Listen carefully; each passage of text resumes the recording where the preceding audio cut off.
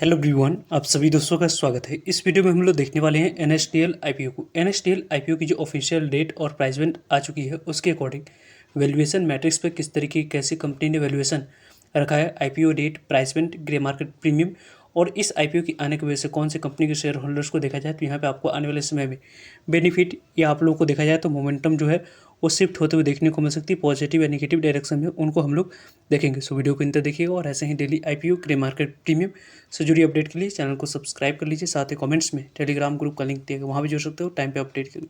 NSDL IPO को देखें तो एनएसडीएल आईपीओ नेक्स्ट वीक से ओपन होने वाली है। यहाँ पे देखा जाए तो एनएसडीएल आईपीओ को देखते हैं तो इस आईपीओ की एक्सपेक्टेशन थी कि इसी वीक आईपीओ ओपन होते हुए देखने को मिल जाएगी 24 जुलाई से, लेकिन ये आईपीओ यहाँ पे नेक्स्ट वीक 13 जुलाई से ओपन होने वाली है।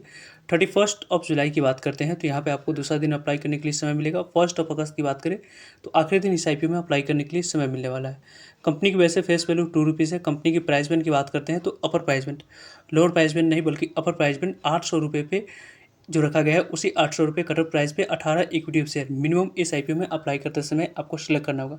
तो ही अगर आपको इस आईपीओ में अलॉटमेंट लॉटरी सिस्टम के माध्यम से मिलेगी। और इस आईपीओ के बारे में बात करते हैं तो यहाँ पे जो 800 रुपये की जो कट ऑफ प्राइस है उस पर यहाँ पे 76 रुपीज़ आपके लिए डिस्काउंट एम्प्लॉय कैटेगरी के लिए एलिजिबल है, तो वहाँ पे आप लोगों के लिए रखा गया है।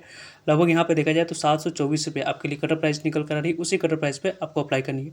ऑफर फॉर सेल है। कंपनी की इशू साइज़ के बारे में बात करते हैं तो 4011 करोड़ की टोटल इशू साइज़ इस कंपनी के देखने को मिल रही है। इस 4000 करोड़ की इशू साइज़ को देखें तो पूरी तरीके से ऑफर फॉर सेल है। जो भी पैसा कंपनी मार्केट से रेज करेगी वो कंपनी के पास जाते हुए नहीं देखने को मिलेगी, बल्कि यहाँ पे कंपनी की जो इन्वेस्टर है जो यहाँ पे कुछ अपने स्टेक को सेल करे उनके पास पूरी तरीके से आपको पैसे जाते हुए देखी जाएगी। कंपनी की जो टोटल इशू साइज पहले यहाँ पे 3500 के आसपास करोड़ के देखने को मिलने वाली थी, वो यहाँ पे 4000 करोड़ के पास देखने को मिल रही है। जिसके अकॉर्डिंग यदि हम लोग डिस्कस करते हैं तो थोड़ी सी वैल्यूएशन पहले जो यहाँ पे कंपनी की एक्सपेक्टेशन थी उस एक्सपेक्टेशन से यहाँ पे कंपनी ने डिमांड्स की बात करते हैं तो ज़्यादा रखी है। पहले भी हम लोगों ने 700 या 600 के आसपास की एक्सपेक्टेशन थी कि इस कंपनी की कटर प्राइस देखने को मिल सकती है। यदि 600 की कटर प्राइस इस कंपनी के देखने को मिलता है तो जो ग्रे मार्केट प्रीमियम है, मोमेंटम आने वाले समय में और कंटिन्यू यहाँ पे देखने को मिल सकती थी। कंपनी की एनएसडीएल आईपीओ की जो पूरी पोर्शन की रिजर्वेशन है उसके बारे में बात करते हैं तो 50% शेयर क्यूआईबी के लिए रिजर्व रखा गया है। क्यूआईबी के पास 50% शेयर जाते हुए देखने को मिलेगी। 35% शेयर रिटेलर्स कैटेगरी पास जाएगी और 15% शेयर एचएनआई कैटेगरी पास जाते हुए देखने को मिलेगी। कंपनी की जो आने वाले समय में इंपॉर्टेंट डेट्स है उसके बारे में बात करते हैं तो 13 जुलाई से तो आईपीओ ओपन होगी। 31 जुलाई इस आईपीओ में दूसरा दिन अप्लाई करने के लिए समय मिलेगा। 1 अगस्त की बात करते हैं तो क्लोजिंग डेट इस आईपीओ की रहने वाली है। 4 अगस्त की बात करें तो आपको अलॉटमेंट मिली है नहीं, उसके बारे में इन्फॉर्मेशन मिल जाएगी। और यहाँ पे 5 अगस्त की बात करें तो 5 अगस्त को नहीं मिलने पे पैसे रिफंड कर दिए जाएंगे। 5 अगस्त को ही डीमेट अकाउंट में शेयर को क्रेडिट करा जाएगा और 6 अगस्त को कंपनी की लिस्टिंग आपको होते हुए देखने को मिल जाएगी BSE NSE दोनों जगह पे। वैसे तो इस आईपीओ में मिनिमम यहाँ पे देखा जाए तो अप्लाई करने के लिए 14,400 अमाउंट्स की यहाँ पे रिक्वायरमेंट रहने वाली है। इस आईपीओ मिनिमम 1 लॉट अप्लाई करने के लिए, स्मॉल एचएनआई कैटेगरी में अप्लाई करने के लिए 2,01,600 अमाउंट्स की रिक्वायरमेंट देखने को मिल रही है और बिग एचएनआई कैटेगरी में अप्लाई करने के लिए 10,08,000 अमाउंट्स की यहाँ पे रिक्वायरमेंट आप लोगों को देखने को मिलेगी। कंपनी की बात फाइनेंशियल हेल्थ के बारे में तो कंपनी के फाइनेंशियल हेल्थ को देखते हैं FY23 के डाटा यहाँ पे कंपनी के द्वारा अवेलेबल करवाया गया। देन FY24 की, FY25 की। पहले कंपनी एसेट के बारे में बात करें तो 2,193 करोड़ के आसपास कंपनी की एसेट थी, वो यहाँ पे बढ़कर 2,257 करोड़ के पास देखने को मिला। देन यहाँ पे 2,984 करोड़ के पास कंपनी की एसेट हम लोग को देखने को मिली। एसेट टर्म्स में यदि हम लोग देखें तो कंपनी की एसेट लगातार कंसिस्टेंट यहाँ पे ग्रोथ कंपनी की एसेट में देखने को मिल रही है। रेवेन्यू के बारे में बात करते हैं, जिस तरीके की जैसे यहाँ पर मार्केट में पार्टिसिपेशन बढ़ रही है उसी कारण से इस कंपनी की बात करें तो यहाँ पे रेवेन्यू में भी इंप्रूवमेंट लगातार देखने को मिला है। 23 में देखा जाए तो लगभग आप लोग 1100 करोड़ के आसपास कंपनी की रेवेन्यू थी, वो यहाँ पर बढ़कर 1350 करोड़ के पास देखने को मिली।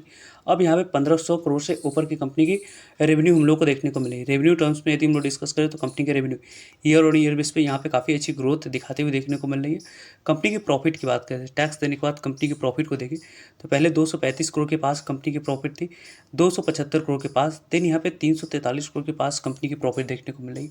प्रॉफिट की बात करते हैं तो कंपनी की प्रॉफिट काफ़ी अच्छी और शानदार यहाँ पर देखने को मिला है। कंपनी की EBITDA के बारे में बात करते हैं तो पहले 328 के पास थी, 381 के पास, अभी 492 के पास देखने को मिल रही है। कंपनी के नेटवर्थ के बारे में बात करते हैं तो कंपनी की नेटवर्थ पहले 1428 करोड़ के पास थी, 1684 करोड़ के पास, अभी 205 करोड़ के पास देखने को मिल रही है। बोरोइंग के बारे में बात करते हैं तो पहले यहाँ पे बोरोइंग 199 करोड़ के पास, 216 करोड़ के पास, कंपनी के 232 करोड़ के पास बोरोइंग देखने को मिली। यानी कि कंपनी चाहे तो अपने प्रॉफिट से कभी भी यहाँ पे लोन को रीपेमेंट करते हुए देखने को मिल सकती है। तो ऑलमोस्ट यहाँ पे उस तरीके की वैसे रिस्क फैक्टर के साथ इस कंपनी की बोरोइंग यहाँ पे ज़्यादातर हम लोगों को ज़्यादा देखने को नहीं मिल रही। कंपनी की जो यहाँ पे ROE है, रिटर्न ऑन इक्विटी है, उसको देखें तो रिटर्न ऑन इक्विटी यहाँ पे 17% के पास है।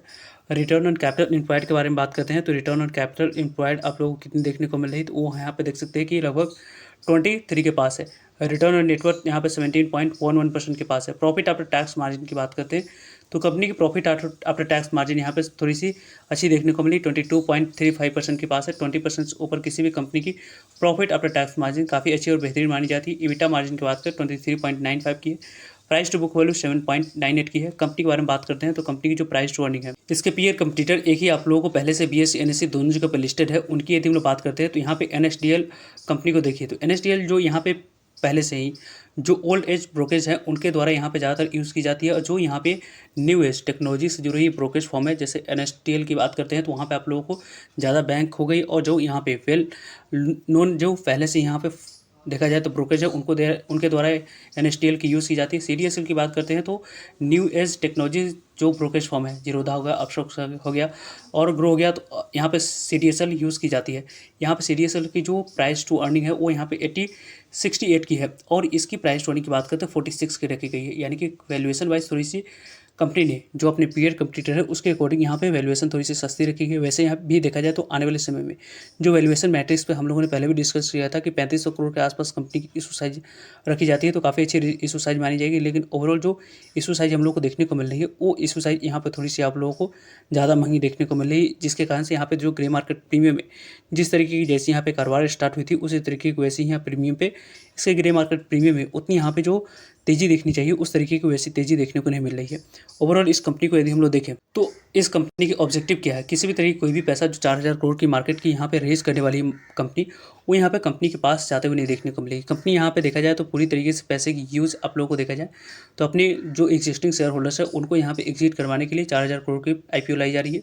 कंपनी यहाँ पे देखा जाए तो अपने विजिबिलिटी के लिए कंपनी अपने IPO लाते हुए देखने को मिले, जिसके अकॉर्डिंग आने वाले समय में कंपनी की मार्केट प्रेजेंस बढ़ेगी और ट्रस्ट बढ़ेगी कंपनी के लिस्ट होने के बाद। यहाँ पे जो ग्रे मार्केट प्रीमियम है उसके बारे में बात करते हैं तो इसके ग्रे मार्केट प्रीमियम 152 रुपये पे यहाँ पे कारोबार कर रही है। लगभग 152 रुपये पे इसकी ग्रे मार्केट प्रीमियम देखने को मिल रही है। 800 रुपये पे यहाँ पे इसके ग्रे मार्केट प्रीमियम के बारे में बात करते हैं तो 152 रुपये पे देखने को मिला है। लगभग 952 रुपये लिस्टिंग प्राइस देखने को मिल रही है, और एक लॉट पे लगभग यहाँ पे 19% के पास लिस्टिंग गेन मिलने की चांस है। लगभग यहाँ पे देखा जाए तो 19% की लिस्टिंग गेन, यानी कि 2700 के आसपास ये IPO आने वाले समय में एक लॉट पे लिस्टिंग गेन आपको बनाकर देती हुई देखने को मिल सकती है। इस तरीके से इसकी ग्रे मार्केट प्रीमियम में एसएसजी रिपोर्ट के अनुसार से कारोबार होते हुए देखने को मिली। फर्दर इस IPO के बारे में बात करते हैं तो मोमेंटम यहाँ पे किस तरीके की कैसी शिफ्ट हम लोगों को इन फ्यूचर देखने को मिलती है वो इंपॉर्टेंट रहेगा देखना। वैसे ओवरऑल देखा जाए तो इसके डेली के ग्रे मार्केट प्रीमियम और सब्सक्रिप्शन को देखकर ही इस IPO में अप्लाई करने की प्लानिंग किस कैटेगरी में किस तरीके से कैसी करनी चाहिए उसके बारे में आप लोगों को अपडेट मिलते रहते हैं। वैसे आप लोगों की क्या ओपिनियन है NSDL IPO के बारे में कमेंट्स करके बता सकते हो।